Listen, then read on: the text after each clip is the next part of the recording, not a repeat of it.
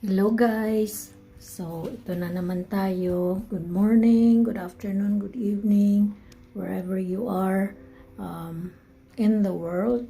So, this expression, you tell me, bakit nga ba? You tell me. Ano siya, nag-trending kasi siya, kaya inano ko din siya dito. Tapos, in Tagalog, it means, bakit nga ba? Oh, may negative siya na ano pero may positive din. Mamaya sa next time. Hello guys. So, ito na naman tayo. Good morning, good afternoon, good evening, wherever you are in the world. So, this expression, you tell me, bakit nga ba? You tell me.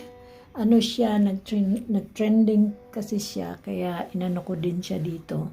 Tapos, in Tagalog, it means, bakit nga ba?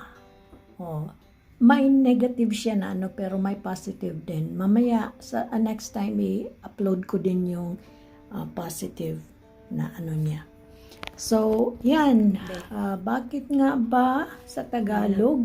Sa Bisdak naman, ano, sa palagay nyo? O, sige daw, kayo nga. O, sige, yan. Hello guys! So, ito na naman tayo. Good morning, good afternoon, good evening, wherever you are in the world. So, this expression, you tell me, bakit nga ba? You tell me. Ano siya, nag-trending kasi siya, kaya inano ko din siya dito.